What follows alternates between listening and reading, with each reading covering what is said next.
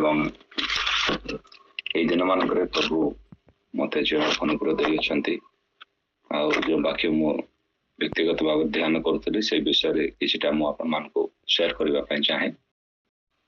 କିଛି ସପ୍ତାହ କିଛି ମେ ବି 1.5 ମାସ ହେଲା ଏଇ ଟପିକ ଉପରେ ମୁଁ ବହୁତ ଧ୍ୟାନ କରୁଛି ଏବଂ ଆହୁରି ମଧ୍ୟ ଧ୍ୟାନରେ ଅଛି। ଆଉ ପ୍ରଭୁଙ୍କ ସାନ୍ନିଧ୍ୟରେ କିଛିଟା ବିଷୟ ଆସନ୍ତୁ ଆମେ ଯାକୋବ ପତ୍ରିକା 5ମ ଅଧ୍ୟାୟକୁ ଯିବା।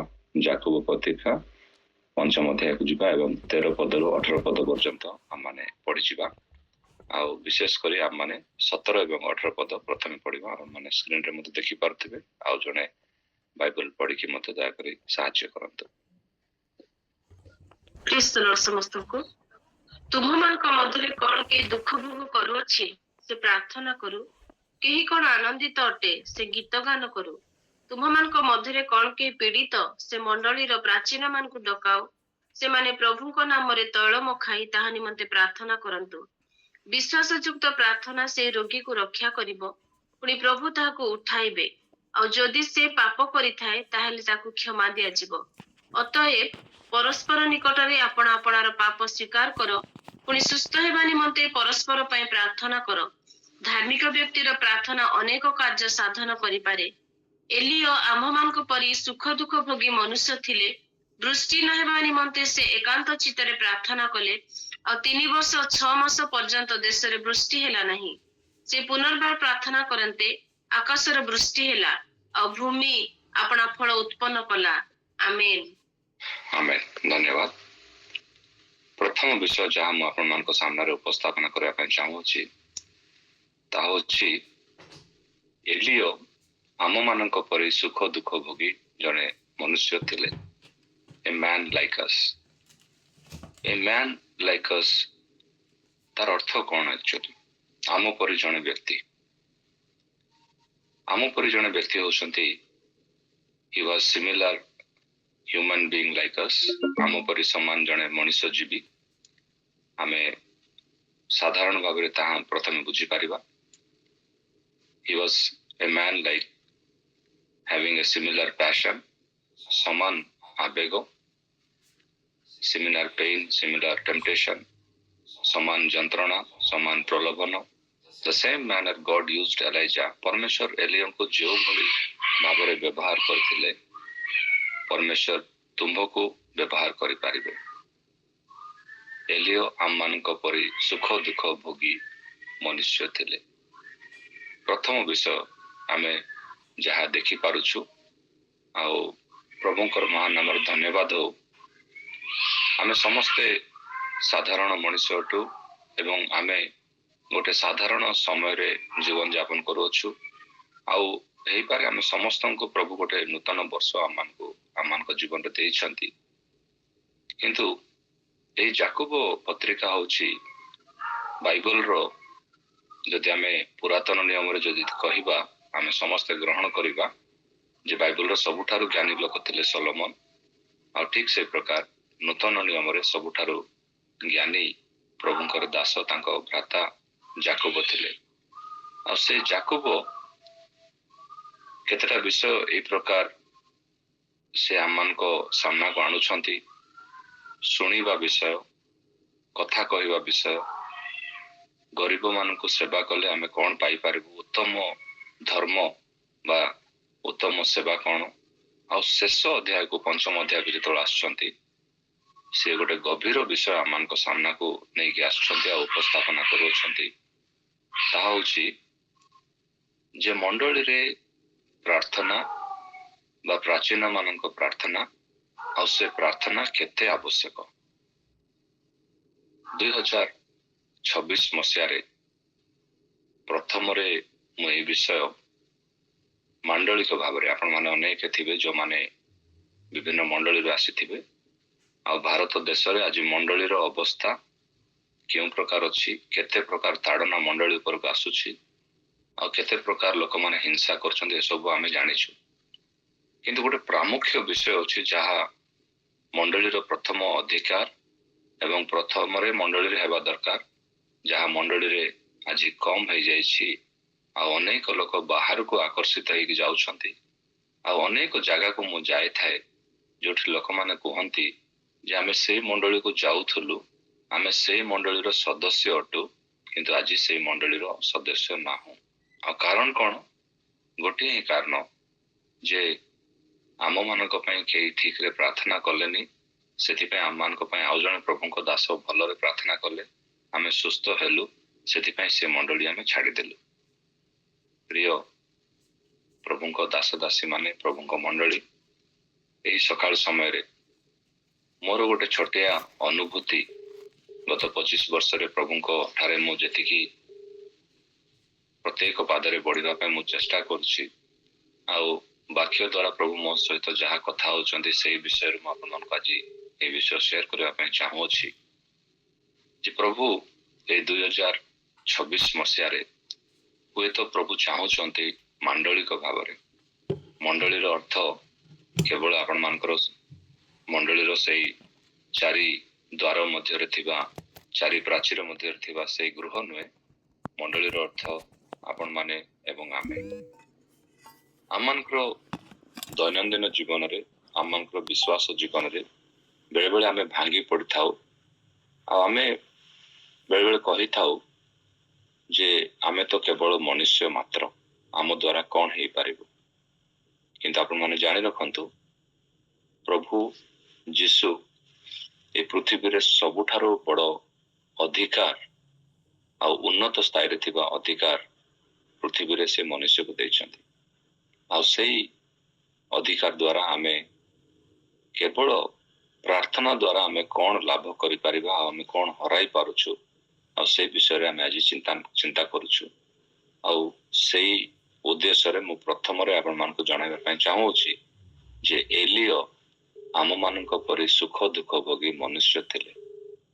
ସେ କୌଣସି ଦୂତ ନଥିଲେ, ଆଉ ସେ କୌଣସି ଗୋଟେ ମହାନ, ଆଉ ପ୍ରଭୁ ପ୍ରଥମେ ହିଁ ତାଙ୍କୁ ଇଣ୍ଟ୍ରୋଡ୍ୟୁସ ଯେତେବେଳେ କରୁଛନ୍ତି, ଯେତେବେଳେ ବାଇବଲରେ ପ୍ରଥମ ଥର ପାଇଁ ତାଙ୍କ ବିଷୟରେ ଇଣ୍ଟ୍ରୋଡ୍ୟୁସ କରାଯାଉଛି, ସେତେବେଳେ ସେ ଏମିତି ହିଁ ଗୋଟେ ଜାଗାରୁ ଆସୁଛନ୍ତି, ଆଉ ହଠାତ୍ ଆହବ ଏବଂ ଜେଜେବେଲଙ୍କ ସମ୍ମୁଖୀନ କରିବା ପାଇଁ ସେ ଗୋଟେ ମହାନ ସେବାରେ ସେ ଲାଗି ପଡୁଛନ୍ତି। ତାଙ୍କର ବହୁତ ବଡ଼ ଇଣ୍ଟ୍ରୋଡକ୍ସନ ନାହିଁ। ତାଙ୍କ ବିଷୟରେ ବନ୍ଦନା କରିବା ପାଇଁ ବହୁତ ଲୋକ ନଥିଲେ। ସେ ଜଣେ ସାମାନ୍ୟ ମନୁଷ୍ୟ ଥିଲେ। ଆମମାନଙ୍କ ପରି ଗୋଟେ ସମାନ ତାଙ୍କର ଯନ୍ତ୍ରଣା ଥିଲା, ପ୍ରଲୋଭନ ଥିଲା, ଆଉ ସେ ପ୍ରକାର ଦୁଃଖ ମଧ୍ୟ ଥିଲା। ଏଇଟା ଆମେ ପ୍ରଥମେ ଜାଣି ରଖିବା ଆବଶ୍ୟକ। କାରଣ ଆମେ ଯେତେବେଳେ ତଳକୁ ଦେଖୁଛୁ, ଆପଣମାନେ ସ୍କ୍ରିନରେ ଦେଖିପାରୁଥିବେ, ପ୍ରଭୁ ଯୀଶୁ ସେ ମଧ୍ୟ ଜଣେ ମଣିଷ ପରି ଜୀବନ ଯାପନ କରିଛନ୍ତି। ଆମେ ଏଭ୍ରି 4 ଅଧ୍ୟାୟ ତାର 4th ଅଧ୍ୟାୟର 15 ପଦରେ ଆମେ ପଢି ପାରୁଛୁ। ଆଉ ସେଠି ଲେଖାଯାଏ, କାରଣ ଯେ ଆମମାନଙ୍କ ଦୁର୍ବଳତାରେ ଆମମାନଙ୍କ ପ୍ରତି ସହାନୁଭୂତି ଦେଖାଇବାକୁ ଅସମର୍ଥ, ଆଉ ଆମମାନଙ୍କର ଏପରି ମହାଯାଜକ ନାହାନ୍ତି। ସେ ଅର୍ଥ ଅସମର୍ଥ ବୋଲି ସେ ପ୍ରକାର ମହାଯାଜକ ନାହାନ୍ତି, ବରଂ ସେ ପାପ ରହିତ ହୋଇ ଆମମାନଙ୍କ ପରି ସର୍ବୋତ୍ତ ଭାବେ ପରୀକ୍ଷିତ ହେଲେ। ଆମମାନଙ୍କର ଯେତିକି ପରୀକ୍ଷା ଆସିଛି, ବେଳେବେଳେ ଆମମାନଙ୍କର ପିଲାମାନେ କୁହନ୍ତି, ଡାଡି ମମି ତୁମେ କ'ଣ ଆମମାନଙ୍କର ଯୁଗରେ ଅଛ? ତୁମେ କ'ଣ ଜାଣିଛ ଏ ବିଷୟରେ? ତୁମର କ'ଣ ଧାରଣା ଅଛି? ତୁମର କ'ଣ ଜ୍ଞାନ ଅଛି? ଆମେ କେତେ ପ୍ରକାର ପ୍ରଲୋଭନରେ ପଡୁଛୁ, ଆମେ କେତେ ପ୍ରକାର ପରୀକ୍ଷାରେ ପଡୁଛୁ। ସେଇ ପ୍ରଥମେ ସେଇ ଆମମାନଙ୍କର ଆଧୁନିକ ଯୁବା ଯୁବତୀ ମାନଙ୍କୁ ମୁଁ ଏଠି ଉଲ୍ଲେଖ କରି କହିବା ପାଇଁ ଚାହେଁ ଯେ ଆପଣମାନେ ଯେଉଁ ଯୁଗରେ ମଧ୍ୟ ଥାଆନ୍ତୁ କାହିଁ, ଆପଣମାନେ ଯେଉଁ ଯୁଗରେ ମଧ୍ୟ ବଞ୍ଚନ୍ତୁ ନା, କିନ୍ତୁ ଗୋଟେ ଜିନିଷ ଜାଣି ରଖନ୍ତୁ ଯେ ଆପଣମାନଙ୍କର ପିତାମାତା ଆପଣମାନଙ୍କ ପରି ଆଧୁନିକ ନାହାନ୍ତି, ଆପଣମାନଙ୍କ ପରି ଜ୍ଞାନୀ ନାହାନ୍ତି। ଆପଣମାନଙ୍କର ପିତାମାତା ଆପଣମାନେ ଯେଉଁ ପ୍ରକାର ଆଜିକାଲିର କଲେଜରେ, ସ୍କୁଲରେ ପାଠ ପଢୁଛନ୍ତି, ସେ ପ୍ରକାର ପ୍ରଲୋଭନରେ ପଡିନାହାନ୍ତି। କିନ୍ତୁ ଆମେ ଧନ୍ୟବାଦୀ ଅଟୁ ଆମମାନଙ୍କର ପ୍ରଭୁ ଯୀଶୁ। ସେ ପାପ ରହିତ ହୋଇ ଆମମାନଙ୍କ ପରି ସର୍ବୋତ୍ତ ଭାବେ ପରୀକ୍ଷିତ ହେଲେ। ଯୀଶୁଖ୍ରୀଷ୍ଟଙ୍କର ବାଣୀ, ତାଙ୍କ ବାକ୍ୟ ସବୁ ଯୁଗ ପାଇଁ, ଆଉ କୌଣସି ପ୍ରକାର ସେ ବାକ୍ୟ ଆଉ ଅସମର୍ଥ ହୁଏନି।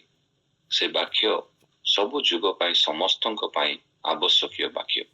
ଆଉ ତାପରେ ମଧ୍ୟ ଆମେ ପଢି ପାରୁଛୁ ଫିଲିପିଓ 2:7, କିନ୍ତୁ ମନୁଷ୍ୟ ସଦୃଶ୍ୟ ହୋଇ ଦାସ ରୂପ ଧାରଣ କରିଲେ ଏବଂ ଆପଣାକୁ ଶୂନ୍ୟ କଲେ। ଆଉ ସବୁଠାରୁ ବଡ଼ ବିଷୟ 8 ପଦରେ ଅଛି, ପୁଣି ମନୁଷ୍ୟ ଭାବରେ ଦେଖାଯାଇ ମୃତ୍ୟୁ ପର୍ଯ୍ୟନ୍ତ, ହଁ କୃଷୀୟ ମୃତ୍ୟୁ ପର୍ଯ୍ୟନ୍ତ ଆଜ୍ଞାବହ ହୋଇ ଆପଣଙ୍କୁ ଅବନତ କଲେ। ଆଜ୍ଞାବହ ଏବଂ ଅବନତ। ଆମ ପରି ଜଣେ ବ୍ୟକ୍ତି, ତାର ଅର୍ଥ କଣ?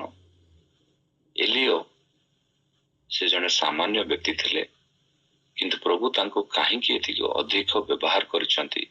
ଆଉ ପ୍ରଭୁ ଯଦି ଏଇ ବର୍ଷ ଆପଣମାନେ ଚାହୁଁଛନ୍ତି ପ୍ରଭୁ ଆପଣଙ୍କୁ ବହୁଳ ଭାବରେ, ବାହୁଲ୍ୟ ଭାବରେ ବ୍ୟବହାର କରନ୍ତୁ, ତାହେଲେ ଆମମାନଙ୍କର ଏଇ ଦୁଇଟା ଯୋଗ୍ୟତା ବହୁତ ଆବଶ୍ୟକ ଅଛି। ତାହା ହେଉଛି ଆଜ୍ଞାବହ ଏବଂ ଆପଣଙ୍କୁ ଅବନତ କରିବା।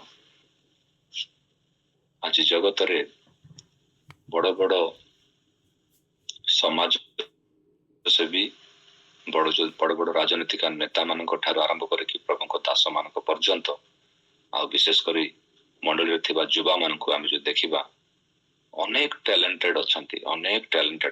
ବୃହତ୍ ଭାବରେ ସେମାନଙ୍କର ଟ୍ୟାଲେଣ୍ଟ, ସେମାନେ ଯୋଉ ପ୍ରକାର ଗୀତ ଗାଆନ୍ତି, ଯୋଉ ପ୍ରକାର ପ୍ରଚାର କରନ୍ତି, ଆମେ ସେଠି କିଛି କାମ ଦେବାନି। କିନ୍ତୁ ମୁଁ ଗୋଟେ ଜିନିଷ କହିବା ପାଇଁ ଚାହୁଁଛି, ପ୍ରଭୁ ଯୀଶୁ ସେ ଆମମାନଙ୍କ ପରି ମଧ୍ୟ ଜଣେ ମଣିଷ ଥିଲେ। ଏଲିଓ ମଧ୍ୟ ଆମମାନଙ୍କ ପରି ଜଣେ ମଣିଷ ଥିଲେ, କିନ୍ତୁ ସେମାନଙ୍କର ଜୀବନରେ ଆଜ୍ଞାବହତା ଏବଂ ଅବନତ ହେବାର ସେ ଗୁଣ ଆମେ କେବେ ହରାଇ ପାରିବାନି। ସେଇ ଗୁଣ ଯଦି ପ୍ରଭୁ ଆମମାନଙ୍କୁ ଦିଅନ୍ତେ, ତାହେଲେ ଏଇ ବର୍ଷ ଆମେ ପ୍ରଭୁଙ୍କ ପାଇଁ ବହୁତ ଆଶୀର୍ବାଦର କାରଣରେ ଆମେ ଗୋଟେ ଜୀବନ କାଟି ପାରିବା। ଦ୍ୱିତୀୟ ବିଷୟ ଆମେ ଦେଖିପାରୁଛୁ ଯାକୋବ ପତ୍ରିକା 5ମ ଅଧ୍ୟାୟର 14 ପଦରୁ ଆମେ ପଢିଥାଉ। ଆଉ ଦ୍ୱିତୀୟ ବିଷୟର ସେଇ ଟପିକ ହଉଛି ଏ ପ୍ରେୟର ଲାଇକ୍ ଆୱାର୍ସ, ଆମ ପରି ଜଣେ ମଣିଷ। ଆଉ ଦ୍ୱିତୀୟ ବିଷୟ ହଉଛି ଆମ ପରି ଏକ ପ୍ରାର୍ଥନା। କୌଣସି ବଡ଼ ପ୍ରାର୍ଥନା ନୁହେଁ, ଆଉ କୌଣସି ବଡ଼ ଆଉ କ୍ରୁସେଡରେ କରାଯାଇଥିବା ପ୍ରାର୍ଥନା ନୁହେଁ, କେବଳ ସାଧାରଣ ପ୍ରାର୍ଥନା। ମୁଁ ଆଜି ଅନୁରୋଧ କରିବା ପାଇଁ ଚାହେଁ ଆପଣମାନଙ୍କୁ, ଯୋଉମାନେ ପ୍ରାର୍ଥନାରେ, ଆଉ ବିଶେଷ କରି ସାଧାରଣ ଆମ ପରି କରୁଥିବା ପ୍ରାର୍ଥନାରେ ଯୋଉମାନେ ଶିଥିଳ ହେଇଯାଇଛନ୍ତି, ସେମାନଙ୍କୁ ମୁଁ ଆଜି ନିବେଦନ କରିବା ପାଇଁ ଚାହେଁ ଯେ ଯାକୋବ ପତ୍ରିକା 5ମ ଅଧ୍ୟାୟର 14 ପଦରେ ଆମେ ପଢୁଛୁ, ତୁମମାନଙ୍କ ମଧ୍ୟରେ କଣ କେହି ପୀଡ଼ିତ, ସେ ମଣ୍ଡଳୀର ପ୍ରାଚୀନ ମାନଙ୍କୁ ଡକାଇ ସେମାନେ ପ୍ରଭୁଙ୍କ ନାମରେ ତୈଳ ମଖାଇ ତାହା ନିମନ୍ତେ ପ୍ରାର୍ଥନା କରନ୍ତୁ। 15 ପଦ, ବିଶ୍ୱାସ ଯୁକ୍ତ ପ୍ରାର୍ଥନା ସେ ରୋଗୀକୁ ରକ୍ଷା କରିବ, ପୁଣି ପ୍ରଭୁ ତାହାଙ୍କୁ ଉଠାଇବେ, ଆଉ ଯଦି ସେ ପାପ କରିଥାଏ ତାହେଲେ ତାହାକୁ କ୍ଷମା ଦିଆଯିବ। ଗୋଟେ ଇଂଲିଶ ବାଇବଲ ମୁଁ ଅନଲାଇନରେ ଯେତେବେଳେ ଚେକ୍ କରୁଥିଲି, ବିଭିନ୍ନ ଟ୍ରାନ୍ସଲେସନରେ କଣ ଲେଖା ଅଛି, ଇଂରାଜୀର ଗୋଟେ ବାଇବଲ ଅଛି, ସେଇ ବାଇବଲର ଟ୍ରାନ୍ସଲେସନ ହଉଛି the living Bible. The new living translation ନୁହେଁ, ଏଇଟା ଗୋଟେ ଆଉ ଗୋଟେ ପୁରୁଣା ଟ୍ରାନ୍ସଲେସନ, ଦ ଲିଭିଂ ବାଇବଲ। ଆଉ ସେଠି ଲେଖାଯାଏ, is anyone sick, he should call for the elders of the church, and they should pray over him and pour a little oil upon him. କିଛିଟା ଅଳ୍ପ ତୈଳ ମଖାଇ ଦେଇ, ଅଳ୍ପ ତୈଳ, ମୁଁ ଜାଣିନି, କିନ୍ତୁ ସେଇ ଟ୍ରାନ୍ସଲେସନର ଅଥର ମାନେ ଯେତେବେଳେ ସେ ବାଇବଲକୁ କମ୍ପାଇଲ କରୁଥିଲେ, ସେମାନେ ଜାଣିଥିଲେ ଯେ ଯଦି ଅଧିକ ଜ୍ୱର ଟିକେ ହେଇଯିବ ତାହେଲେ ଅଧିକ ତେଲ ମଖାଇ ଦେଇ ପାରନ୍ତି। ବଡ ଯଦି ଟିକେ ରୋଗ ଥିବ ତାହେଲେ ସେ ରୋଗ ପାଇଁ ଟିକେ ଅଧିକ ତେଲ ଢାଳି ଦେଇ ପାରନ୍ତି। ସେଥିପାଇଁ ସେମାନେ ବାଇବଲରେ ହିଁ ଲିପିବଦ୍ଧ କରିଦେଇଛନ୍ତି ଯେ pour a little oil upon him। ପ୍ରିୟ ଶ୍ରୋତା, ମୁଁ এই ବିଷୟକୁ ବହୁତ ଧ୍ୟାନ ଦେବା ପାଇଁ ଚାହେଁ, ଆପଣ ମାନେ ଧ୍ୟାନରେ ଶୁଣନ୍ତୁ। ଆଜି ଆମେ ନୂତନ ଏବଂ ଆଧୁନିକ ଯୁଗରେ ଆମେ ଅଛୁ, କିନ୍ତୁ ବାଇବଲ ସବୁ ଯୁଗ ପାଇଁ ଆଉ ସବୁ ବର୍ଷ ପାଇଁ ସମାନ ଅଟେ ଆଉ ଯଥେଷ୍ଟ ଅଟେ। ମୁଁ ଜାଣିଛି ଆଜି ଲୋକେ ମାଣ୍ଡଳିକ ପ୍ରାର୍ଥନାକୁ ପାସୋରି ଯାଇ ସେମାନେ ବିଭିନ୍ନ ପ୍ରକାର ବାହାରିଆ ପ୍ରାର୍ଥନାକୁ ଆକର୍ଷିତ ହୋଇ ଚାଲିଛନ୍ତି। ଆଉ ବିଶେଷ କରି ଅନଲାଇନରେ ଯୋଉମାନେ ଏଇ ପ୍ରକାର ପ୍ରାର୍ଥନାର ଚ୍ୟାଲେଞ୍ଜ ଦିଅନ୍ତି ଯେ ମୋ ପାଖକୁ ଆସନ୍ତୁ, ଆପଣ ସୁସ୍ଥ ହେଇଯିବେ, ମୁଁ ପ୍ରାର୍ଥନା କରିବି, ଆପଣଙ୍କୁ ତୈଳ ମଧ୍ୟ ଦେବି, ଆଉ ସେ ତୈଳ ଲଗେଇକି ଯଦି ଆପଣଙ୍କ ଘରେ ରଖିଥିବେ ତାହେଲେ ଆପଣ ପ୍ରାର୍ଥନା ନ କରିଲେ ମଧ୍ୟ ସେ ତୈଳ ଲଗେଇଦେଲେ ମଧ୍ୟ ଆପଣ ସୁସ୍ଥ ହେଇଯିବେ। ମତେ ଭୁଲ ବୁଝନ୍ତୁ ନାହିଁ, କିନ୍ତୁ ଆମେ ବାଇବଲକୁ ଫେରିବାର ବହୁତ ଆବଶ୍ୟକ ଅଛି। ବାଇବଲ ବହୁତ ସ୍ପଷ୍ଟ ଭାବରେ କହୁଅଛି ଯେ ବିଶ୍ୱାସ ଯୁକ୍ତ ପ୍ରାର୍ଥନା ସେଇ ରୋଗୀକୁ ରକ୍ଷା କରିବ, ପୁଣି ପ୍ରଭୁ ତାହାକୁ ଉଠାଇବେ, କିନ୍ତୁ ତୈଳ ନୁହେଁ। ଆଜି ଆମେ କୋଉଠି ଅଛୁ? ଆଜି କାହିଁକି ଏତେ ହିଲିଂ ମିନିଷ୍ଟ୍ରି ପାଇଁ ଆମେ ଆକର୍ଷିତ ହଉଛୁ? ମୁଁ ହିଲିଂ ମିନିଷ୍ଟ୍ରି ବିରୁଦ୍ଧରେ କହିବା ପାଇଁ ମୁଁ ଆସିନି ସକାଳେ। ପ୍ରଭୁ ସେଇ ହିଲିଂ ବା ସେଇ ସୁସ୍ଥତା, ସେଇ ଆଶ୍ଚର୍ଯ୍ୟ କାର୍ଯ୍ୟକୁ ପ୍ରଭୁ ମଣ୍ଡଳୀରେ ଦେଇଛନ୍ତି, ଆଉ ମଣ୍ଡଳୀର ପ୍ରାଚୀନ ମାନଙ୍କୁ ଦେଇଛନ୍ତି। ବହୁତ ସ୍ପଷ୍ଟ ଭାବରେ ଲେଖା ଅଛି ଯେ ଆପଣ ମାନଙ୍କର ମଣ୍ଡଳୀର ପ୍ରାଚୀନ ମାନେ ଆସନ୍ତୁ, ସେମାନେ ପ୍ରାର୍ଥନା କରନ୍ତୁ, ସେମାନେ ତୈଳ ମଖାନ୍ତୁ, ଆଉ ବିଶ୍ୱାସରେ ପ୍ରାର୍ଥନାକୁ ପ୍ରଭୁ ଆଶୀର୍ବାଦ କରିବେ, ଆଉ ସେ ରୋଗୀକୁ ଉଠାଇବେ। ପ୍ରଭୁ କହିନାହାନ୍ତି ବାକ୍ୟରେ ଯେ ଆପଣଙ୍କର ମଣ୍ଡଳୀର ପ୍ରାଚୀନ ମାନେ କି ବାଳକ ଆଜ୍ଞା ସେ ପ୍ରାର୍ଥନା କରିପାରିବେନି।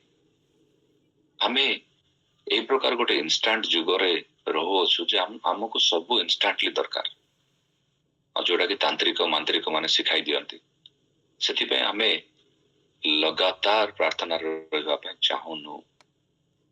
ଆମେ କିଛି ସମୟ ଆଗରୁ ଆମେ ପଢୁଥିଲୁ ଯାକୋବ 5:18 ପଦରେ, ଆଉ ସେଠି ଲେଖା ଅଛି ଯେ ପୁନର୍ବାର ସେ ପ୍ରାର୍ଥନା କରନ୍ତେ ଆକାଶରୁ ବୃଷ୍ଟି ହେଲା। ଗୋଟେ ସାଧାରଣ ମଣିଷର ପ୍ରାର୍ଥନା କେତେ ଆବଶ୍ୟକ। ଏଲିଓ ପ୍ରାର୍ଥନା କରିଥିଲେ, ଆଉ ସେତିକି ନୁହେଁ, ସେ ପୁନର୍ବାର ପ୍ରାର୍ଥନା କରିଥିଲେ। ଏ ପ୍ରେୟର ଲାଇକ୍ ଆୱାର୍ସ, ଆମ ପରି ଏକ ପ୍ରାର୍ଥନା।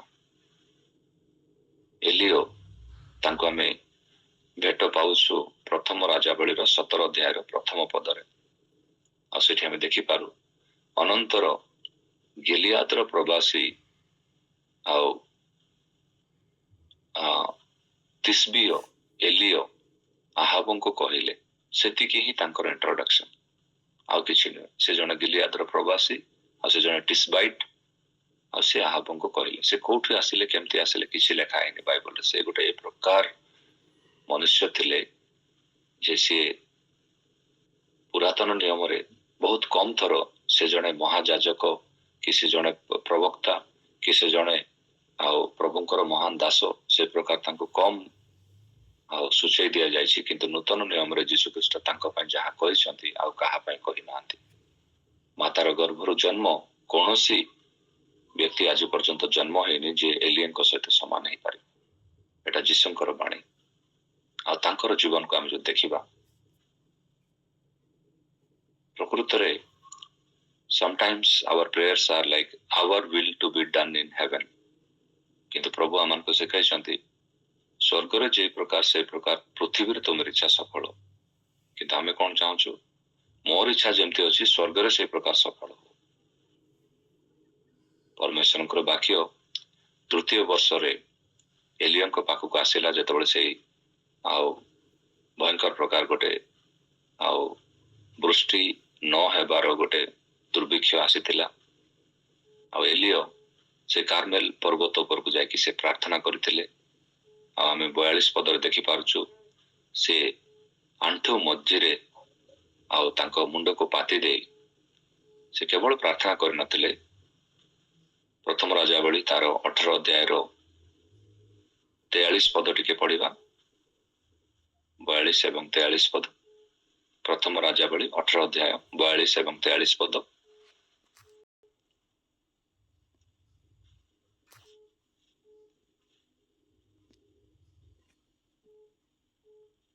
ଦୟାକରି ଜଣେ ସିଷ୍ଟର ପଢୁଥିଲେ, ଟିକେ ପଢିଦେବେ କି? କେତେ? ପ୍ରଥମ ରାଜାବଳୀ 18 ଅଧ୍ୟାୟ 18 ଅଧ୍ୟାୟର 42 ଏବଂ 43 ପଦ। ତହୁଁ ଆହାବ ଭୋଜନ ପାନ କରିବାକୁ ଉଠିଗଲେ। ପୁଣି ଏଲିଓ କର୍ମିଲର ଶୃଙ୍ଗକୁ ଯାଇ ଭୂମିରେ ନଇଁପଡ଼ି ଆପଣା ଆଣ୍ଠୁ ମଧ୍ୟରେ ମୁଖ ରଖିଲେ। ପୁଣି ସେ ଆପଣା ଦାସକୁ କହିଲେ, ଉଠିଯାଇ ସମୁଦ୍ର ଆଡ଼େ ଅନାଅ। ତହୁଁ ସେ ଉଠିଯାଇ ଅନାଇ କହିଲା, କିଛି ନାହିଁ। ଏଥିରେ ଏଲିଓ କହିଲେ, ପୁନର୍ବାର 7 ଥର ଯାଅ। ପୁନର୍ବାର 7 ଥର ଯାଅ। ଏଇ ପ୍ରାର୍ଥନା ଗୋଟେ ସାମାନ୍ୟ ପ୍ରାର୍ଥନା ନୁହେଁ। ଅନେକଙ୍କର ଏଇ ପ୍ରାର୍ଥନାର ଅଭ୍ୟାସ ଅତି ଅତି କମ୍ ହେଇଯାଇଛି। କାହିଁକି ଆମେ ଗୋଟେ ଇନଷ୍ଟାଣ୍ଟ ଯୁଗରେ ରହୁଛୁ, ଆମେ 7 ଥର ପ୍ରାର୍ଥନା କରିବା ପାଇଁ ଆମେ ପ୍ରସ୍ତୁତ ନାହୁଁ। ଆଉ ସବୁଠାରୁ ବଡ଼ ବିଷୟ ଏଲିୟଙ୍କର ପ୍ରାର୍ଥନାର ଶୈଳୀ, ଆଉ ତାଙ୍କେ କୋଉ ପଶ୍ଚରରେ ସେ ଅଛନ୍ତି। ସେ ଆଣ୍ଠୁ ପାତିଛନ୍ତି ତାହା ନୁହେଁ, ଆଣ୍ଠୁ ମଧ୍ୟରେ ତାଙ୍କର ମୁଖକୁ ରଖିଛନ୍ତି। କେତେ ଆଉ ତାଙ୍କର ଶୃଙ୍ଖଳା ଜୀବନ ଥିଲା, ସେ ଶୃଙ୍ଖଳିତ ପ୍ରାର୍ଥନା ଥିଲା। ଆମମାନଙ୍କ ପ୍ରାର୍ଥନାରେ ଆମେ ସେଇ କଣ୍ଟିନ୍ୟୁଟି ବା ଆମଙ୍କର ପ୍ରାର୍ଥନାରେ 2025ରେ ଆମେ ଯେତେ କଣ୍ଟିନ୍ୟୁଅସ୍ ଭାବରେ ପ୍ରାର୍ଥନା କରିଥିଲୁ, ସେଇ ପ୍ରକାର ଶୃଙ୍ଖଳାରେ ଆମେ ପ୍ରାର୍ଥନା କରିବା ପାଇଁ ଆମେ ପ୍ରସ୍ତୁତ ଅଛୁ କି? ଆମେ ପ୍ରାର୍ଥନାରେ ଲାଗି ରହିବାର ଅଛି, ନିରନ୍ତର ପ୍ରାର୍ଥନା କରିବାର ଅଛି। ସେଥିପାଇଁ ବାଇବଲରେ ପ୍ରଭୁ ଏତେ ମହାନ ଜଣେ ପ୍ରଭୁଙ୍କର ଦାସ, ଯିଏକି ଥରେ ପ୍ରାର୍ଥନା କରୁଥିଲେ ବର୍ଷା ବନ୍ଦ ହେଇଯାଇଥିଲା, ଆଉ ସିଏ ବର୍ଷାକୁ ଫେରେଇ ଆଣିବା ପାଇଁ 7 ଥର ପ୍ରାର୍ଥନା କରିବା ପାଇଁ ପଡ଼ିଥିଲା। ତାମାନେ ନିରନ୍ତର ପ୍ରାର୍ଥନା ଆବଶ୍ୟକ ଅଛି, ଗୋଟେ ହିଲିଂ ନିମନ୍ତେ, ଗୋଟେ ମିରାକଲ ନିମନ୍ତେ। ଆପଣଙ୍କ ଜୀବନର ଯଦି ଗୋଟେ ଆଶ୍ଚର୍ଯ୍ୟ କାର୍ଯ୍ୟ ହେବାର ଅଛି, ଗୋଟେ ଆଶ୍ଚର୍ଯ୍ୟ ଆଉ ଅଦ୍ଭୁତ ଭାବରେ ଆପଣଙ୍କର ଜୀବନରେ ଗୋଟେ ସୁସ୍ଥତା ପାଇବାର ଅଛି, ତାହେଲେ ସେଇ ସୁସ୍ଥତା ଆଉ ସେଇ ଆଶ୍ଚର୍ଯ୍ୟ କାର୍ଯ୍ୟ ପ୍ରଭୁ ମଣ୍ଡଳୀ ମଧ୍ୟରେ, ଆମ ଦେହରେ, ଆମ ପରିବାରରେ, ଆମ ମଣ୍ଡଳୀରେ ପ୍ରଭୁ କରିବେ। କିନ୍ତୁ ନିରନ୍ତର ପ୍ରାର୍ଥନା କରିବାର ଅଭ୍ୟାସକୁ ଆମେ ଛାଡ଼ିଲୁ, ଆମେ ପାଶୋରିଲୁ କି? ଆମେ ଏଇ ପ୍ରଶ୍ନ ଆମମାନଙ୍କୁ ନିଜକୁ ପଚାରିବା।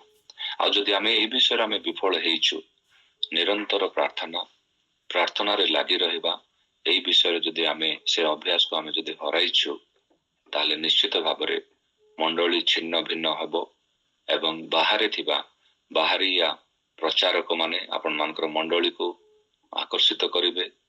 ବିଶେଷ କରି ଏହି ଆଶ୍ଚର୍ଯ୍ୟ କାର୍ଯ୍ୟ, ଏହି ଅଦ୍ଭୁତ କାର୍ଯ୍ୟରେ ଆଉ ଆପଣମାନଙ୍କର ମଣ୍ଡଳୀର ଏକତା ଭାଙ୍ଗିବ, ଆଉ ଅନେକ ପ୍ରକାର ଦୁର୍ଘଟଣା ହେବାର ସମ୍ଭାବନା ଅଛି। କାରଣ ଆଜି ଅନେକ ଲୋକ ସେମାନେ ଏହି ପ୍ରକାର ଆକର୍ଷଣ, ଏହି ପ୍ରକାର ଆଶ୍ଚର୍ଯ୍ୟ କାର୍ଯ୍ୟ, ଏହି ପ୍ରକାର ତୈଳ ମଖନ, এই ସବୁକୁ ନେଇକି ସେମାନେ ବହୁତ ବଡ଼ ବଡ଼ ବିଶ୍ୱାସୀ ବୋଲି କୁହନ୍ତି, କିନ୍ତୁ ନିଜ ପ୍ରାର୍ଥନା ଜୀବନରେ ବହୁତ ବଳ ଶୂନ୍ୟ ହେଇକି ଜୀବନ କାଟନ୍ତି। ପ୍ରଭୁ ଆମମାନଙ୍କୁ ସେଇ ପ୍ରକାର ଜୀବନ ଦେବା ପାଇଁ ଚାହିଁ ନାହାନ୍ତି। କାହିଁକି ଆମେ ସେଇ ପୁରାତନ ନିୟମର ସେ ପ୍ରାର୍ଥନାକୁ ଫେରି ଯିବାନି? କାହିଁକି ଆମେ ନୂତନ ନିୟମରେ ମଣ୍ଡଳୀ ଯେତେବେଳେ ନୂଆରେ ଆରମ୍ଭ ହେଲା, କୌଣସି କ୍ରୁସେଡ୍ ନଥିଲା, କୌଣସି ହିଲିଂ ମିନିଷ୍ଟ୍ରି ନଥିଲା, କୌଣସି ପ୍ରକାର ଆଶ୍ଚର୍ଯ୍ୟ କାର୍ଯ୍ୟ ନଥିଲା, କିନ୍ତୁ ଯାହା ମଧ୍ୟ ଥିଲା ସବୁ ମଣ୍ଡଳୀ ଭିତରେ ଥିଲା। ଯଦି ସେ ପକ୍ଷିଆ ଭାଇ ଆସିଥିଲା, ପିତର ଏବଂ ଜହନ ପ୍ରାର୍ଥନା କରିଥିଲେ, ଆଉ ସେମାନେ ସେଇ ମଣ୍ଡଳୀ ସାମ୍ନାରେ ଠିଆ ହେଇଥିବା ସେ ପକ୍ଷିଆ ଭାଇକୁ ମଣ୍ଡଳୀ ଭିତରକୁ ନେଇକି ଯାଇଥିଲେ। ଆଜି ଅନେକ ପ୍ରକାରର ଆଶ୍ଚର୍ଯ୍ୟ କାର୍ଯ୍ୟ ଆଉ ଅଦ୍ଭୁତ କାର୍ଯ୍ୟ ଲୋକମାନଙ୍କୁ ମଣ୍ଡଳୀରୁ ଲୋକମାନଙ୍କୁ ବାହାରକୁ ନେଇକି ଚାଲି ଯାଉଛି। ମୁଁ ଆଉ ଥରେ କହୁଛି ଆପଣମାନଙ୍କୁ, ମୁଁ ଆଶ୍ଚର୍ଯ୍ୟ କାର୍ଯ୍ୟ ଏବଂ ଅଦ୍ଭୁତ କାର୍ଯ୍ୟ ସୁସ୍ଥତା ବିରୁଦ୍ଧରେ କହିବା ପାଇଁ ଆସିନି, କିନ୍ତୁ ଯେଉଁ ହଜି ଯାଇଥିବା କଳା, ହଜି ଯାଇଥିବା ପ୍ରଭୁ ଦେଇଥିବା ଅଭିଷେକ ପ୍ରଭୁ ଆମମାନଙ୍କୁ ମଣ୍ଡଳୀରେ, ଆମମାନଙ୍କ ଦେହ ଭିତରେ, ଆମମାନଙ୍କର ଜୀବନରେ ରହିବା ପାଇଁ ଦେଇଛନ୍ତି, ତାହା ଆମେ ହରେଇକି ତା ପଛରେ ଆମେ ଧାଉଁଛୁ କି? ଏଲିଓ ସିଏ ଆମ ପରି ଗୋଟେ ସମୟରେ ସେ ଜୀବନ ଯାପନ କରୁଥିଲେ। ତୃତୀୟ ବିଷୟ, ଏ ଟାଇମ୍ ଲାଇକ୍ ଆୱାର ଟାଇମ୍ସ। ଆମ ସମୟ ପରି ଗୋଟେ ସମୟ। କଣ ଅଛି ଆଜିର ସମୟ? ଏ ସକାଳ ସମୟରେ ମୁଁ ଆପଣମାନଙ୍କୁ କହିବା ପାଇଁ ଚାହୁଁଛି ଯେ ହେଇପାରେ ଆହାବ ରାଜା ଯେଉଁ ଯୁଗରେ ଜୀବନ କାଟୁଥିଲେ, ସେଇ ପ୍ରକାର ଆମେ ଗୋଟେ ବର୍ଷରେ ଆମେ ଆଜି ଅଛୁ। ଆଜି ଭାରତ ଦେଶର ପରିସ୍ଥିତି ସେ ପ୍ରକାର ହେଇପାରେ। ରାଜା ଆହାବ ଆଉ ଜାରବିୟଙ୍କର ପାପରେ ଚାଲିଥିଲେ। ବାଇବେଲ କହୁଛି 16 ଅଧ୍ୟାୟରେ ଯେତେବେଳେ ଆମେ ପଢିଯିବା ପ୍ରଥମ ରାଜା ଭଳି, ଆଉ ସେ ଜାରବିୟଙ୍କର ସେଇ ପାପରେ ସେ ଚାଲିଥିଲେ। ଆଉ ଏଥବେଲଙ୍କର ଝିଅ ଜେଜେବେଲଙ୍କୁ ବିବାହ କରିଥିଲେ। ମେ ବି ଜେଜେବେଲ ହଉଛନ୍ତି ଗୋଟେ ପରମ ସୁନ୍ଦରୀ, ଆଉ ସିଏ ଗୋଟେ ରାଣୀ ଯାହାକୁ ଆହାବ ବାହା ହେଇଛନ୍ତି। ଆଉ ସେତିକି ନୁହେଁ, ବାଲ ଦେବତାଙ୍କୁ ସେ ସେବା କରିଥିଲେ ଏବଂ ପୂଜା କରିଥିଲେ। ଆଉ ବାଲ ପାଇଁ ସେ ଯଜ୍ଞ ବେଦୀ ନିର୍ମାଣ କରିଥିଲେ ଏବଂ ଆସରା ମଧ୍ୟ ତିଆରି କରିଥିଲେ। ମହିଳା ଡାଏଟ୍ ପ୍ରତୀକ। ଫାର୍ଷ୍ଟ କିଙ୍ଗସ୍ ପ୍ରଥମ ରାଜାବଳୀ 16 ଅଧ୍ୟାୟ 30 ରୁ 33 ଆମେ ଯେତେବେଳେ ପଢୁଛୁ ଆମେ ଦେଖିପାରୁଛୁ ଏଇ ସବୁ ବିଷୟ ଗୁଡିକ। ଠିକ ଆମ ପରି ଗୋଟେ ସମୟ। ଆଜି ଭାରତ ଦେଶରେ ଅନେକ ଅର୍ଥ 100 କୋଟି 200 କୋଟି ଟଙ୍କା ଗୋଟେ ଗୋଟେ ସହରର ଡେଭଲପମେଣ୍ଟ ପାଇଁ ଆସୁଛି। ଆଉ ପ୍ରଥମରେ ମୁଁ ଶୁଣୁଥିଲି ଯେତେବେଳେ ଆଉ ଆନ୍ଧ୍ରାରେ 16 ବର୍ଷ ରହିକି ଓଡ଼ିଶା ଆସିଲି ଯେ ଏଇ ବର୍ଷ 200 କୋଟି ଟଙ୍କା ସାଂସନ କରାଯାଇଛି ଆଉ ଭୁବନେଶ୍ୱରକୁ ସ୍ମାର୍ଟ ସିଟି କରିବା ପାଇଁ। ମୁଁ ଭାବୁଥିଲି କି ମୂର୍ଖାମି ଏଟା। ଆରେ ମୁଁ ଜାଣିଛି ଜନ୍ମରୁ ଯେ ଭାରତ ଦେଶରେ ଗୋଟେ ଓଡ଼ିଶା ରାଷ୍ଟ୍ର ଆଉ ଓଡ଼ିଶାରେ ଯଦି ସବୁଠାରୁ ଭଲ ସ୍ମାର୍ଟ ସିଟି ଅଛି ତାହା ହିଁ ଭୁବନେଶ୍ୱର। ଆଉ ଭୁବନେଶ୍ୱରକୁ ଆଉ କଣ ସ୍ମାର୍ଟ କରିବ? କିନ୍ତୁ ତା ପଛରେ ଥିଲା ଗୋଟେ ବହୁତ ବଡ଼ ରହସ୍ୟ ଯେ ପୁରୁଣା ଭୁବନେଶ୍ୱରରେ ଥିବା ପ୍ରାୟ 1000ଟି ପୁରୁଣା ଭୁବନେଶ୍ୱରରେ ପ୍ରାୟ 1000 ମନ୍ଦିର ଅଛି। ଆଉ ସେଇଗୁଡ଼ିକୁ ସଜାଇବା ଆଉ ତିଆରି କରିବା, ସେଥିପାଇଁ ସ୍ମାର୍ଟ ସିଟି ନାମରେ ପଇସା ଆସିଗଲେ ସେ ପଇସାରେ ଅନେକ ପ୍ରକାର ଧାର୍ମିକ ଲୋକମାନଙ୍କର ସେମାନଙ୍କର ପୂଜା ସ୍ଥଳୀକୁ ସେମାନେ ଆଉ ଥରେ ପୁନର୍ନିର୍ମାଣ କରିବେ। ପ୍ରିୟ ମଣ୍ଡଳୀ, ମୁଁ ସେଇ ବିଷୟ ଭିତରକୁ ଯିବା ପାଇଁ ଚାହୁଁନି, କିନ୍ତୁ ଗୋଟେ ଜିନିଷ ମୁଁ ଜାଣିଛି ଆଜି ଭାରତ ଦେଶରେ କେତେ ସ୍ୱେଚ୍ଛା ଆମର ଅଛି ଆଉ କେତେ ଆମମାନଙ୍କୁ ପ୍ରେସରାଇଜ କରାଯାଉଛି ଯେ ଆମେ ଅନ୍ୟ ଦେବ ଦେବତୀ ମାନଙ୍କୁ ଆମେ ପୂଜା କରିବା। ସେଇ ପ୍ରକାର ଗୋଟେ ସମୟରେ ରାଜା ଆହାବ ଥିଲେ। ତାଙ୍କର ଭୁଲ କଣ କଣ ଅଛି? ସେ ଜେରୋବୋମଙ୍କ ସମୟରେ ସେ ଜୀବନ ଯାପନ କରୁଥିଲେ ଆଉ ତାଙ୍କ ବାଟରେ ହିଁ ସେ ଚାଲିଥିଲେ। କିନ୍ତୁ ତାଙ୍କ ଜୀବନରେ ଗୋଟେ ବଡ ଭୁଲ ସେ କରିଥିଲେ। ସେ ଭୁଲ ହଉଛି ଆମେ ଯେତେବେଳେ ପୁରାତନ ନିୟମକୁ ଦେଖୁ, କିଛି ଦିନ ଆଗରୁ ଆମେ ବଡ ଦିନର ପାଳନ କରୁଥିଲୁ ଏବଂ ବଡ ଦିନର ସମୟରେ ଥିଲୁ। ପୁରାତନ ନିୟମରୁ ଯଦି ଆପଣ ଦେଖିବେ ମାଲାଖି ପୁସ୍ତକ ଦୟାକରି 2:14-15-16 କାଢିବେ। ମାଲାଖି ପୁସ୍ତକ 2ୟ ଅଧ୍ୟାୟ ତାର 14 ଏବଂ 16 ପଢିବା। ଆଉ ମାଲାଖି ପୁସ୍ତକ ପୁରାତନ ନିୟମ ପରିବାର ଏବଂ ବିବାହ ସହିତ ସମ୍ପୂର୍ଣ୍ଣ ହେଇକି ଶେଷ ହଉଛି ଆଉ ନୂତନ ନିୟମ ବିବାହ ଏବଂ ପରିବାର ସହିତ ଆରମ୍ଭ ହଉଛି। ପଢିଯିବା ମାଲାଖି 2:14। ତଥାପି ତୁମ୍ଭେମାନେ କହୁଅଛ, ଏଥିର କାରଣ କଣ? କାରଣ ଏହି ସଦାପ୍ରଭୁ ତୁମ୍ଭର ତୁମ ଯୌବନ କାଳର ଭାର୍ଯ୍ୟା ମଧ୍ୟରେ ସାକ୍ଷୀ ହୋଇଅଛନ୍ତି। ସେ ତୁମ୍ଭର ସଖୀ। ଆମେ ଯେତେବେଳେ ବିବାହ ଘରକୁ ଯାଉ, ଆଜିକାଲି ଅନେକ ବାହା ଚାଲିଛି ଆଉ ଭଲ ଭଲ ଲୋକମାନେ ଆଉ ସମାଜରେ ଥିବା ଗଣମାନ୍ୟ ଲୋକମାନେ ସେମାନେ ଆସନ୍ତି ଆଉ ସେମାନେ ସନ୍ତକ କରନ୍ତି ଆଉ 4ଟା ପୁଅ ମାନଙ୍କ ତରଫରୁ ଝିଅ ମାନଙ୍କ ତରଫରୁ ସେମାନେ ସିଗ୍ନେଚର କରିକି ୱିଟନେସ୍ ଭାବରେ ଯାଆନ୍ତି। କିନ୍ତୁ ବାଇବଲରେ ଯୋଉ ୱିଟନେସ୍ ଯୌବନ କାଳର ବିବାହର ୱିଟନେସ୍ ସାକ୍ଷୀ ସିଏ ହଉଛନ୍ତି ସଦାପ୍ରଭୁ। ଆଉ ସିଏ କଣ କହୁଛନ୍ତି 16 ପଦ ପଢିବା। କାରଣ ଆମ୍ଭେ ସ୍ତ୍ରୀ ତ୍ୟାଗ ଘୃଣା କରୁ, ଏହା ସଦାପ୍ରଭୁ ଇସ୍ରାଏଲର ପରମେଶ୍ୱର କହନ୍ତି। ନୂତନ ନିୟମରେ ଯେତେବେଳେ ଆମେ ଦେଖୁଛୁ ଏଲିଜାବେଥ ଏବଂ ଜିଖରିୟଙ୍କୁ, କେତେ ଥର ତାଙ୍କ ମନରେ ଆସିଥିବ ଯେ ଆମମାନେ ପ୍ରଭୁଙ୍କର ସେବା କରୁଛୁ, ଯାଜକ ଭାବରେ ଅଛୁ, କିନ୍ତୁ ଏ ଯାଜକୀୟ କାମରେ ଆମେ ବୟସ ହେଇଗଲା, ବହୁ ବୟସ ହେଇଗଲୁ, ବୁଢା ହେଇଗଲୁଣି, କିନ୍ତୁ ଆମମାନଙ୍କୁ ପ୍ରଭୁ ସନ୍ତାନ ସନ୍ତତି ଦେଇନାହାନ୍ତି। କେତେ ଦୁଃଖରେ ସେମାନେ ଥିବେ। କିନ୍ତୁ ସେମାନଙ୍କ ମନରେ ଏମିତି ମଧ୍ୟ ଆସିଥିବ, ଆମମାନଙ୍କର ପିତୃପୁରୁଷ ଅବ୍ରାହମ ସେ ମଧ୍ୟ ଅପେକ୍ଷା କରିଥିଲେ, କିନ୍ତୁ ଏଲିଜାବେଥଙ୍କର ମନରେ ଏହା ମଧ୍ୟ ଆସିଥିବ ଯେ ଅବ୍ରାହମଙ୍କ ସ୍ତ୍ରୀ ସେଇ ମ୍ୟାଡମ ସାରା ମ୍ୟାଡମ ସେ ତ ଆବଶ୍ୟକ ହେଲା ବେଳେ ହାଗାରଙ୍କୁ ମଧ୍ୟ ବ୍ୟବହାର କରିଛନ୍ତି, ମୁଁ ସେ ପ୍ରକାର କରିବି ନା କରିବିନି, এই ପ୍ରକାର ଦ୍ୱନ୍ଦ୍ୱରେ ସେ ଥାଇପାରନ୍ତି। ଆଉ ଠିକ ସେଇ ପ୍ରକାର ନୂତନ ନିୟମରେ ମୁଁ କହୁଛି ଆପଣମାନଙ୍କୁ, ବାହାଘର ଏବଂ ପରିବାରରେ ହିଁ ନୂତନ ନିୟମ ଆରମ୍ଭ ହେଇଛି। ଆଉ ଗୋଟେ ବାହାଘରକୁ ଆମେ ଯଦି ଦେଖିବା, ଯୋସେଫ ଏବଂ ମରିୟମଙ୍କ ଯୋସେଫ ସେ ଜାଣିଛନ୍ତି ତାଙ୍କର ନିର୍ବନ୍ଧ ହେଇଛି। ଆଉ କିଛି ବର୍ଷ ଆଗରୁ, 400 ବର୍ଷ ଆଗରୁ ବାଇବଲର ସବୁଠାରୁ ଶେଷ ପୁସ୍ତକ ସେମାନେ ପଢିଥିବେ ଆଉ ସେମାନଙ୍କ ମନରେ ଆସିଥିବ ଯେ ମାଲାଖି ପୁସ୍ତକରେ ତ ଲେଖା ଅଛି ପରମେଶ୍ୱର ନିଜେ ହଉଛନ୍ତି ଆମର ଏଇ ନିର୍ବନ୍ଧର ସାକ୍ଷୀ, ଆମମାନଙ୍କର ବିବାହର ସାକ୍ଷୀ ହେବା ପାଇଁ ଯାଉଛନ୍ତି। କଣ ମୁଁ ଛାଡ଼ିଦେବି, ମରିୟମକୁ ଛାଡ଼ିଦେବି? ସେ ଆଗରୁ ଗର୍ଭିଣୀ। ଆଉ ସେତେବେଳେ ତାଙ୍କ ମନରେ ଆସିଥିବ, ନା ନା ନା ନା, ମୁଁ ଏ ପ୍ରକାର କରିପାରିବିନି, କାରଣ ପରମେଶ୍ୱର ମୋର ଯୌବନ କାଳର ବିବାହର ସାକ୍ଷୀ ହେବା ପାଇଁ ଯାଉଛନ୍ତି। ସେଥିପାଇଁ ମୁଁ ଚେଷ୍ଟା କରିବି ଯେ ଗୋପନରେ ଛାଡ଼ିଦେବି।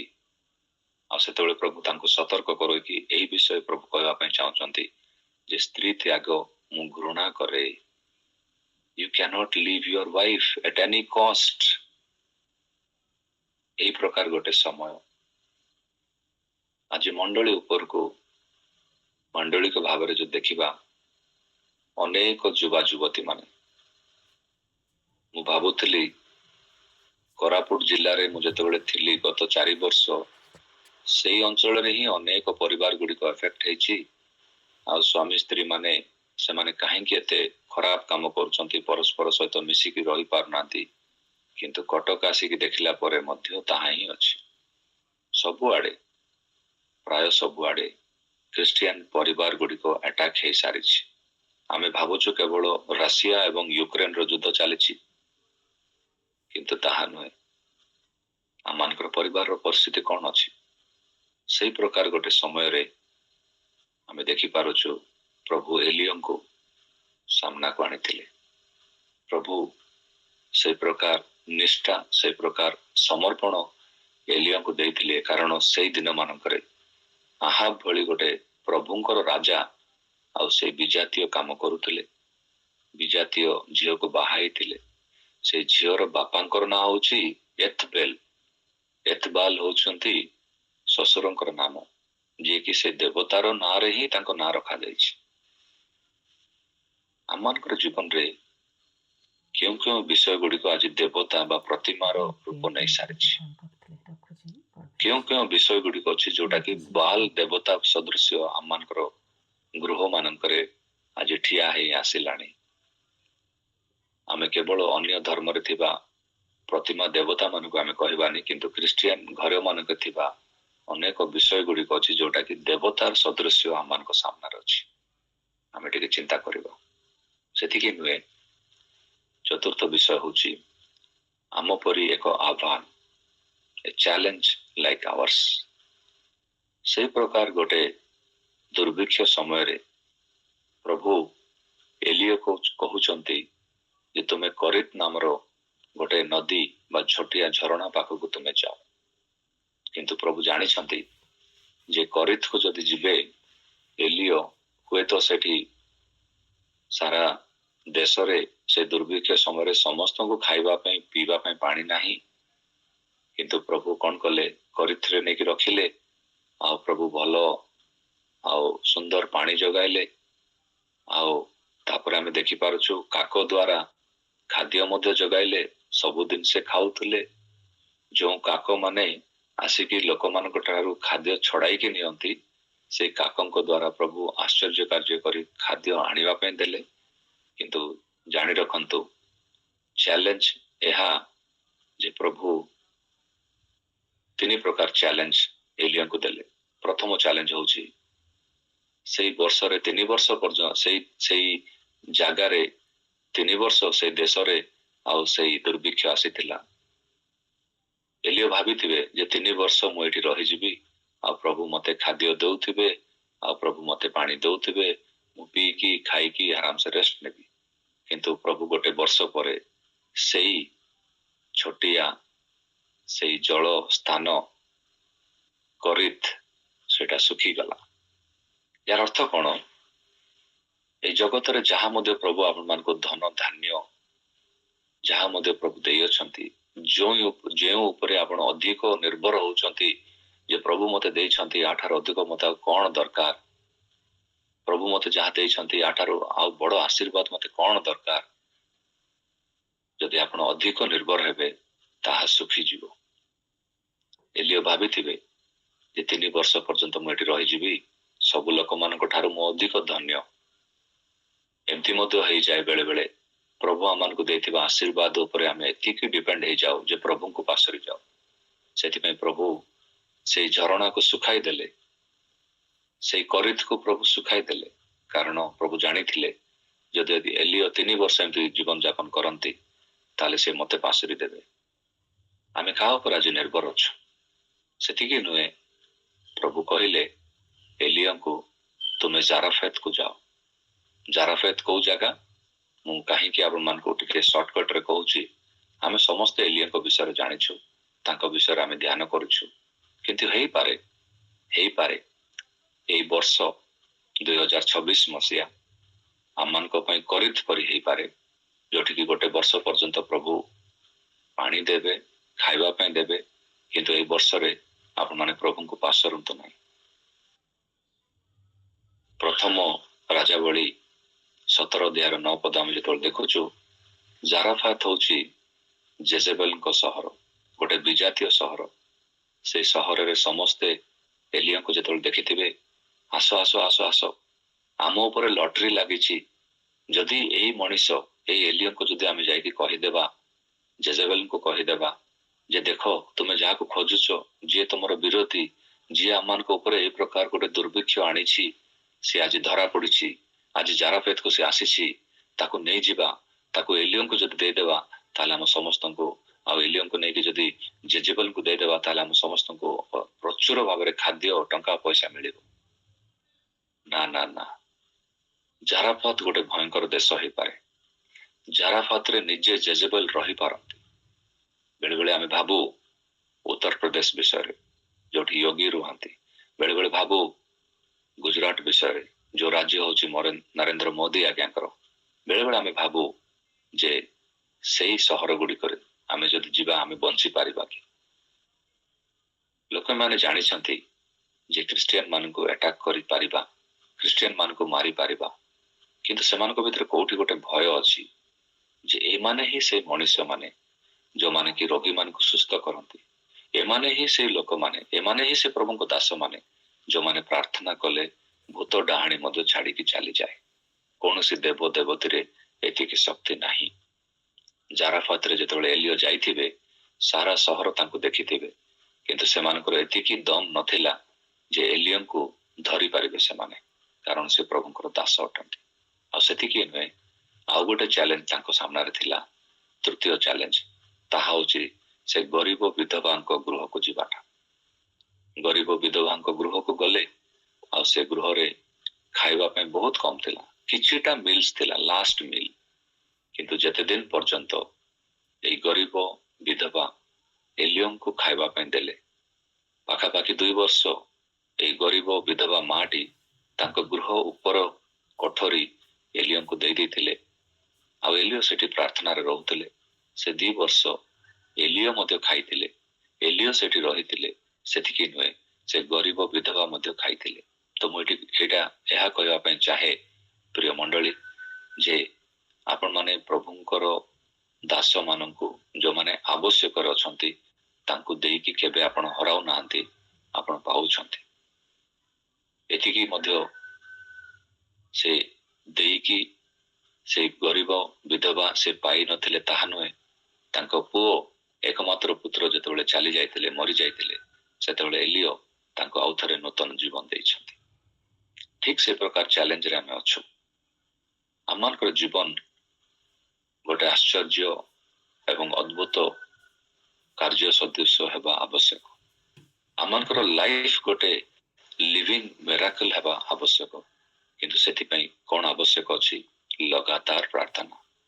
ଆଉ ଥରେ ଆପଣମାନଙ୍କୁ ଯାକୋବ 5 ଅଧ୍ୟାୟକୁ ନେବା ପାଇଁ ଚାହେଁ, ଯୋଉଠି 18 ପଦରେ ଲେଖା ଅଛି ଯେ ଏଲିଓ ପୁନର୍ବାର ପ୍ରାର୍ଥନା କଲେ। ପୁନର୍ବାରର ଅର୍ଥ ଗୋଟେ ଥର ନୁହେଁ, ପୁନର୍ବାରର ଅର୍ଥ ହଉଛି 7 ଥର। ପ୍ରଭୁଙ୍କ ନାମର ଗୌରବ ଓ ମହିମା ହଉ। ମୁଁ ଏହା ପ୍ରଭୁଙ୍କ ସାନ୍ନିଧ୍ୟରେ ଆଜି କହିବା ପାଇଁ ଚାହୁଁଛି ଯେ ବର୍ଷର ଆରମ୍ଭରେ ପ୍ରଭୁ ମତେ ଅନୁଗ୍ରହ କରିଛନ୍ତି, ଆଜିଠାରୁ ଆସନ୍ତା 11 ତାରିଖ ପର୍ଯ୍ୟନ୍ତ। ଆଉ ମୁଁ ଆଜି ଜିମେଲ ରୁ ଅନ୍ କରିଛି, କାରଣ ମୋ ମୋବାଇଲ ସୁଇଚ୍ ଅଫ୍ ଅଛି। ମୋ ଫୋନକୁ ମୁଁ ସୁଇଚ୍ ଅଫ୍ କରୁଛି, ମୋ ହ୍ୱାଟ୍ସଆପ୍ ଏବଂ ଫେସବୁକ୍ କୁ ମୁଁ ସୁଇଚ୍ ଅଫ୍ କରୁଛି। ଆଉ ଏ 7 ଦିନ ପ୍ରଭୁଙ୍କ ସାନ୍ନିଧ୍ୟରେ ମୁଁ ପ୍ରାର୍ଥନା କରିବା ପାଇଁ ଚାହୁଁଛି ଉପବାସରେ। ଆମେ କେତେ ସ୍ଥାନ ଦଉଛୁ ଆମମାନଙ୍କ ଜୀବନରେ ଯେ ଆମେ ପ୍ରଭୁଙ୍କ ସାନ୍ନିଧ୍ୟରେ ଅପେକ୍ଷାରେ ରହିବା, ଆଉ ପ୍ରଭୁ ତୁମେ ମୋ ଜୀବନକୁ ଗୋଟେ ମିରାକଲ ଭାବରେ ଚେଞ୍ଜ କର। प्रभु आम समस्त जीवन में आश्चर्य कार्य करिसेंती, सेथिपई आमे समस्त आज प्रार्थना रे जड़ित अछु। किंतु आमे अनेक एबे पर्यंत प्रभुंको पाई गोटे मिराकल हेइनो। ध्यान दियंतु मो पद गुडी को, आम जीवन रे गोटे मिराकल हेइछि, किंतु आमे प्रभुंको पाई गोटे मिराकल हेइनो। काहे कि आमे अनेक मिराकल वर्कर्स पछरे आमे धाउछु। एलियन को पछरे केते जण धाइतिले, he is a miracle worker. एबे कौनसी प्रभुंकर दास ए प्रकार नांती जो माने वर्षा को बंद करि पारिबे, जो माने 3 वर्ष वर्षा को बंद करि पारिबे। एलियन को प्रभु से महान अभिषेक देइतिले, किंतु तांकर फॉलोअर्स नथिले, तांको पछरे धाइबा लोक नथिले, से जणे थिले। आमे काहे की इच्छा करनो जे प्रभु I want to become like Elijah. मु जदि जाई कि मो मंडली रे कापे प्रार्थना करिवि, मु जदि मो निज परिवार रे कापे प्रार्थना करिवि, से माने सुस्थ हेबे। से विश्वास आमे काहे की हराउछु, से विश्वास रो आमे काहे की पछगंचा होछु। प्रभु काहे की आमान को भितरे से विश्वास को उत्तेजना न करंतु जे 2026 रे मो परिवार रे से प्रकार कार्य हो। आम मंडली लुथरान हे पारे, आम मंडली बेरशेबा हे पारे, आम मंडली बाप्टिस्ट हे पारे, आम मंडली पेंटिकस्टाल हे पारे, किंतु प्रत्येक मंडली रे प्रभु चाहउछन्ते प्रभु आश्चर्य कार्य करिवे। प्रभु आश्चर्य कार्य केवल आश्चर्य कार्य करुवा मिराकल वर्कर मान को देई नांती, प्रभु तांको मंडली को देइछन्ते। प्रभु तांको मंडली को प्रेम करन्ते। प्रभु आपनको मते प्रेम करन्ते। आम जीवन द्वारा, आम कथावार्ता द्वारा, आमे गोटे मनुष्य सहित कथा हवा द्वारा, आमे जने भाई एवं जने भौणी सेमानकर भाई जेतेबेले सेमानकर मस्तक ऊपर हाथ देके आमे प्रार्थना करू, सेमाने रोगी थिबा समय रे सेमानकु जेतेबेले आमे छुई दे प्रार्थना करू, प्रभु काहे की सुस्थ करिवेनी? एटा मोर प्रश्न। और ये चैलेंज मु आपन मानकु देबा पय चाहूची। कारण पंचम विषय एवं शेष विषय होची जे एलियो तांको जीवन रे से क्यों विषय को से धरी रखिथिले मु जानिनी, किंतु प्रभु तांको जीवन रे 7टी महान आश्चर्य कार्य करबा पय प्रभु सहाय्य करथिले। ताहा कहि कि मु शेष करिवि। प्रथम विषय होची, प्रथम आश्चर्य कार्य होची जे से दुर्भिक्ष को तांको प्रार्थना द्वारा से आनिथिले। बेले बेले आपण मानकर जीवन रो प्रार्थना द्वारा प्रभु ए जगत रे जहा करबा पय चाहंती ताहा से करंती। द्वितीय आश्चर्य कार्य तांको जीवन रहितिला, से काक मानक द्वारा से खाद्य प्राप्त हेतिले। तृतीय विषय होची से विधवा घरे थिबा तैल एवं से अटा बा से गहम केबे मध्य सरी नथिला। चतुर्थ आश्चर्य कार्य से विधवांकर पुओ को से उठाइतिले। पंचम आश्चर्य कार्य से स्वर्गरु से अग्नि आनिकी से अग्नि से डकाइतिले। 6 नंबर आश्चर्य कार्य से दुर्भिक्ष को से शेष करिकी वर्षा को से अणाइतिले। आ 7 नंबर आश्चर्य कार्य जो 50 जन बलवान सैनिक माने तांका पाखु आसीतिले आहाब राजा पठाइबारु 2 थर आमे देखि पारछु से 50 जन को नियारे दग्ध कर देथिले। ए प्रकार आश्चर्य कार्य रो वर्ष आपण मानकर जीवन हेउ, एहा मोर प्रार्थना। हम मानकर जीवन प्रभु गोटे मिराकल करिसंती। आपण माने जानि रखंतु, आफ्रिका एवं एशिया रे थिबा अनेक देश मानक मध्यरु गोटे देश होची, ए 2टा कॉन्टिनेंट रे थिबा गोटे देश होची इंडिया, जोटा कि आज मध्य सारा पृथ्वी रे गोटे चैलेंज सदृश अछि जे ई देशर लोक माने केबे प्रभु को जानिबे। आउ जदि आम देशीय लोक माने आम भारत देश जदि परित्राण पाइबार अछि, जदि आमे समस्त जदि आम देशर परित्राण रो कारण हेबा पय जिबा, एई वर्ष रे आमे समस्तଙ୍କ मध्य को आमे जेतबेले जिबा, लोक मानक मध्य को आमे जेतबेले जिबा, परिबा वाला हे पारे, लुगापटा दुकान हे पारे, शॉपिंग मॉल हे पारे, आपण को यात्रा करथबा ट्रेन रे बा फ्लाइट रे आपण को पैसेंजर हे पारे। आज अनेक लोक असुस्थ अटंती। आपण भावंतु नाही से माने केवल रोगाग्रस्त, किंतु अनेक अछंती से माने मानसिक भाबरे रोगाग्रस्त, से माने मानसिक भाबरे भांगी पडिछंती। आत्महत्या करबा पय केते जण विचलित होउछंती, केते जण आज काली रो न्यूज रे आसुची जे आत्महत्या करछंती, केते ଦୁଃଖର ବିଷୟ ଆଜି ବାଙ୍ଗାଲୋରରେ ଏତେ ଝିଅମାନେ ସେମାନେ ମଦ ପିଇକି ରାସ୍ତାରେ ପଡ଼ିଛନ୍ତି। ସେମାନଙ୍କୁ ହିଲିଂ ଦରକାର ଅଛି। ନୂଆ ବର୍ଷ ଯୋଉ ପ୍ରକାର ପାଳନ କରାଯାଇଛି ଆମେ ଯଦି ଦେଖିବା ବାଙ୍ଗାଲୋରରୁ ଆରମ୍ଭ କରିକି ଆମ ଦେଶର ଝିଅମାନେ ଆମେରିକା ଦେଶର ଝିଅମାନଙ୍କ ଠାରୁ ଅଧିକ ମୁଁ ଯଦି କହିବି ଏ ପଦଟା ଦରିଦ୍ର ଭାବରେ ଜୀବନ କାଟୁଛନ୍ତି। ସେମାନଙ୍କ ଜୀବନରେ ଆଶ୍ଚର୍ଯ୍ୟ କାର୍ଯ୍ୟ ଦରକାର ଅଛି। ସେମାନେ ବହୁତ ଖରାପ ଜୀବନ କାଟୁଛନ୍ତି। ସେମାନଙ୍କୁ ଯଦି ହିଲିଂ ଦରକାର ଅଛି ତାହେଲେ why not we become a miracle worker? ଆମେ କାହିଁକି ସେ ଆଶ୍ଚର୍ଯ୍ୟ କରୁଥିବା ଆମେ ସେବକ ହେବାନି? ଏହି ଚ୍ୟାଲେଞ୍ଜ ସହିତ ମୁଁ ଆପଣମାନଙ୍କୁ ଏହି ବର୍ଷରେ ପଦକ୍ଷେପ ନେଉଥିବା ପ୍ରତ୍ୟେକଙ୍କୁ ମୁଁ ମୋର ହାର୍ଦ୍ଦିକ ନମସ୍କାର ଜଣାଏ ଆଉ ଅନୁରୋଧ କରେ ଯେ ଆପଣଙ୍କ ଜୀବନରେ ମଧ୍ୟ ପ୍ରଭୁ ଏଲିଆଙ୍କ ପରି କାର୍ଯ୍ୟ କରନ୍ତୁ ଆଉ ପ୍ରଭୁ ସାହାଯ୍ୟ କରନ୍ତୁ ଯେ ଆମେ ପ୍ରଭୁଙ୍କ ଠାରୁ ମିରାକଲ ପାଇଛୁ ତାହା ନୁହେଁ, ପ୍ରଭୁ ଆମମାନଙ୍କ ଜୀବନରେ କାହିଁକି ଗୋଟେ ମିରାକଲ କରିଛନ୍ତି, ଆମେ ଗୋଟେ ମିରାକଲ ୱାର୍କର ହେବା। ଆମେ ଅନ୍ୟମାନଙ୍କ ଜୀବନରେ ଆଶ୍ଚର୍ଯ୍ୟ କାର୍ଯ୍ୟ ଏବଂ ଅଦ୍ଭୁତ କାର୍ଯ୍ୟ ଆମେ କରିବାର ଗୋଟେ ସାଧନ ହେବା। ପ୍ରଭୁ ଆପଣମାନେ ସମସ୍ତଙ୍କୁ ଆଶୀର୍ବାଦ କରନ୍ତୁ। ଆମେନ୍। ଆମେନ୍ ଆମେନ୍ ଆମେନ୍।